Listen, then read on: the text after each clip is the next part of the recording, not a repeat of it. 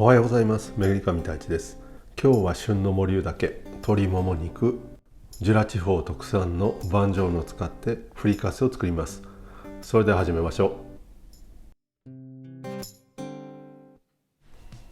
まず最初に森生岳の下処理をしていきます。下の部分、ピエの部分を切ります。すべてピエが切れたらこれから洗います。洗うんですけども、水を入れてよくかき混ぜて、きのこだけ、森生岳だけを取って水をかいてください。この作業を最低4回から5回、繰り返します。洗い終わった後にボウルの底を触って砂を感じなくなるまで洗い続けてください。今回きれいに見えた森生ですけども、動画の中では2回しか洗ってませんが、実際には4回洗いました。森を選ぶポイントですけども、やはり新鮮なものがいいです。それとよく硬いものですね、締まっているものを選んでください。最後洗い終わった時ですけども、ざるにあげてしばらく水気を切っておいてください。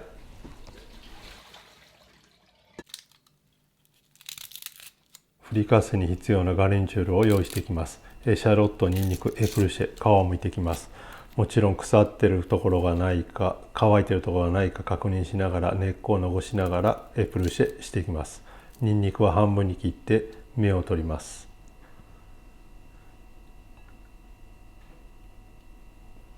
この後よく切れる包丁でしずれしていきます。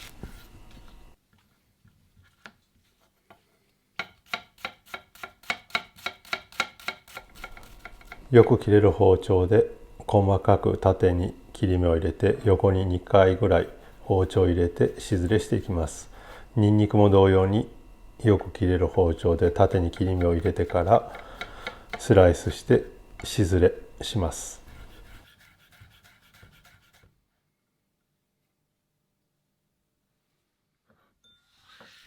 しずれし終わったらカードを使って器にガレンチュールを置いておきます。今回は鶏のもも肉だけを使います。デゾッセの仕方はまた他に動画がありますので、そちらを参考にしてください。今回この筋肉と筋肉の間、関節のところで包丁を入れて切ってあります。もう一度いきます。この筋肉と筋肉の間に包丁を入れるとスッと力を入れなくても切れます。もも肉は焼く直前に汗染め、塩コショウで下味をつけます。この時両面きっちり塩コショウで汗染め、下味をつけてください。焼く直前に汗染めする理由は、あまり前もって汗染め、下味をつけてしまうと肉汁が出てしまいますので、なるべく焼く直前に塩コショウで汗染めしてください。それでは汗染めしたもも肉を焼いていきたいと思います。温めた鍋にオイルを入れて、まず内側の面、皮面じゃない面から焼いていきます。この内側から焼くことによって皮面を焼くときに肉の縮みが少なくて皮面がきれいに焼けます。このように焼くときも鍋のサイズを気にしてください。これより小さいともちろん肉が入りませんし、大きすぎると空いてるところの油が焦げてしまいますので、ちょうどいいサイズを選んでください。内側の面の肉は焼き固まったらひっくり返して皮面を焼いていきます。このような感じに鍋を動かしながら油を全体に行き渡るようにすることによって皮面がきれいに焼けていきます。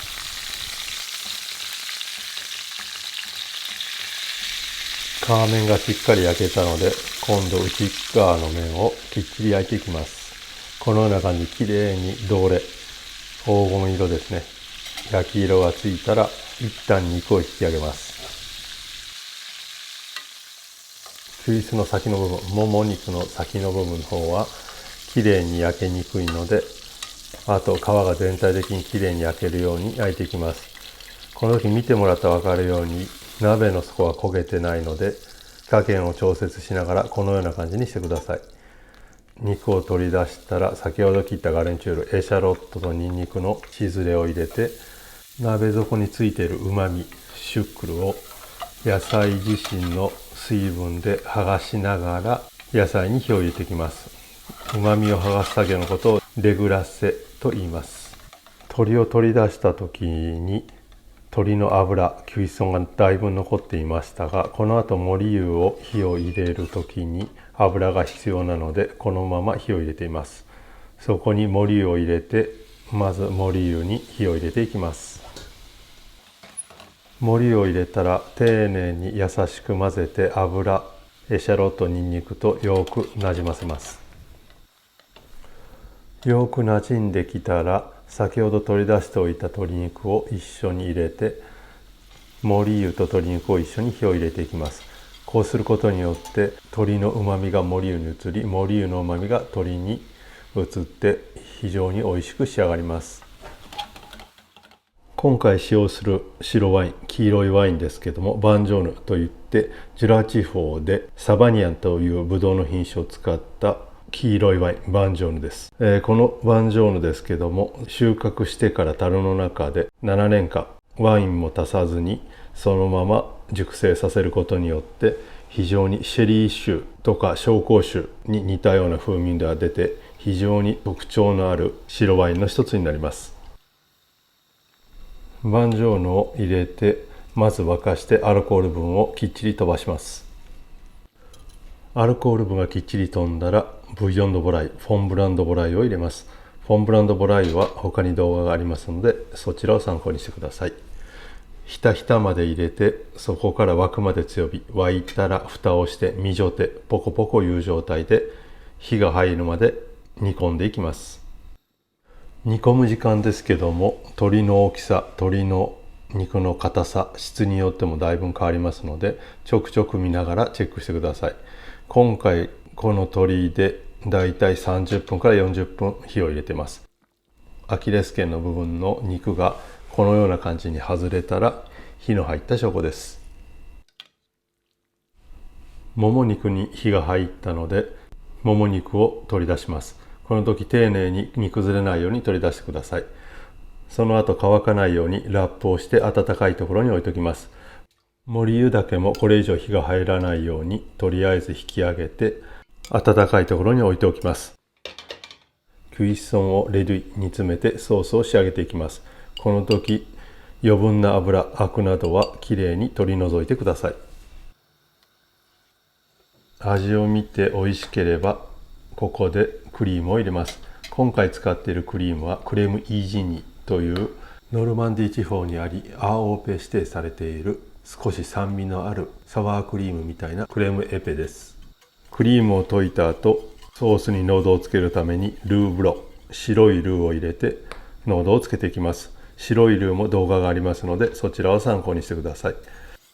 濃度をつけるときは気持ち濃いめに濃度をつけてください。この後モリ油と鶏を入れて温め直すときにまた水分が多少出ますので、イメージしている仕上がりの濃度よりも多少濃いめに濃度をつけてください。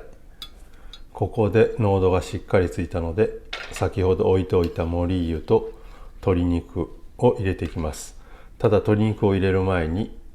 先っぽの方の部分の骨をきれいに掃除します。この作業のことをモンショネ、骨を出す作業のことをモンショネと言います。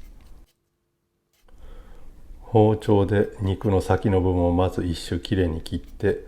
あとは先の方、関節のところで切ります。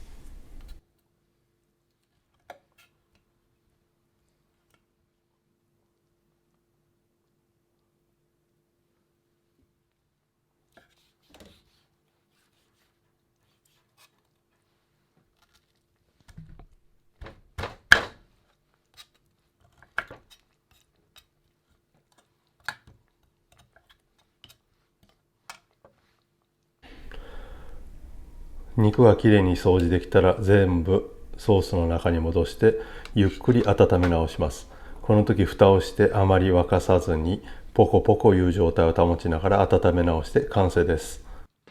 温め直す時のポイントは決して沸かしすぎないということです。せっかくしっとりちょうどいい火の入り具合、ジュース級で上がっているのにもし沸かしすぎるとパサパサになってしまいます。なので温め直す時も蓋をして未蒸手の状態を保ちながら温めてください。それではドレスで盛り付けます。今回ガルニチュールはリーピラフを用意しました。またリーピラフも動画がありますのでそちらを参考にしてください。今回リーピラフはナチュールを用意しました。ここに少しだけスパイスを入れても美味しいです。例えばカレーだとか、あとはキュルキュマですね、ウコンなどを入れても非常に黄色いワインバンジョーヌと相性がいいです。あとフレッシュパスタをガルニチュールにしても非常に美味しくいただけます。春が旬のモリュウダケ、それに相性のいいバンジョーヌを使ってジュラ地方の郷土料理フリカッセを作りました。もちろんこの料理バンジョーヌと一緒に食べてもらったら非常に美味しくいただけると思います。それではお疲れ様でした。ボナペティ。